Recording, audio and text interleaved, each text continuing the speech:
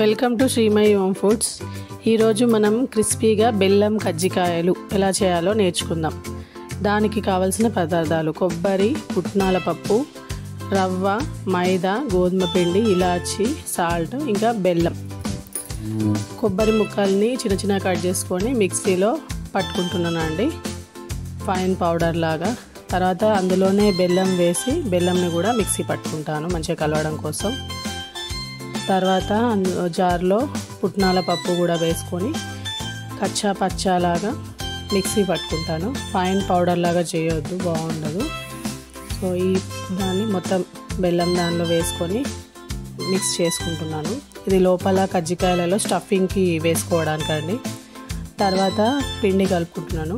మైదా ఒక కప్పు గోధుమ పిండి, ఒక 2 టేబుల్ స్పూన్స్ రవ్వ వేసాను, కొద్దిగా సాల్ట్ వేస్తున్నాను.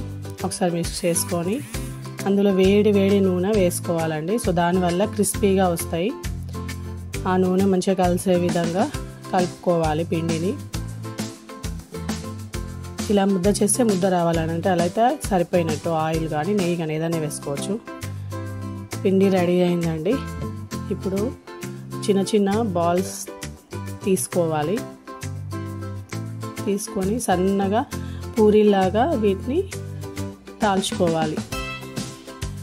సన్నగానే తాల్చుకోవాలండి.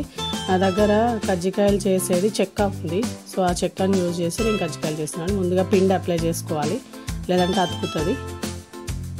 సో ఇందులో దానికి సరిపడా బాగా నిండుగా వేయొద్దండి. నిండుగా వేస్తే మళ్ళీ తీసేటప్పుడు ఊడిపోతుంది ఆయిల్లో వేసినాక కూడా. ఒకసారి ప్రెస్ చేసుకొని కజ్జికాయ రెడీ అయిందండి. ఇప్పుడు దాన్ని ఆయిల్లో డీప్ ఫ్రై చేసుకోవడానికి పెట్టుకున్నానండి. కడాయి ఆయిల్లో డీప్ ఫ్రై చేసుకుంటాను. టేస్టీ అండ్ హెల్దీ కజ్జికాయలు రెడీ అయ్యాయండి. Thank you.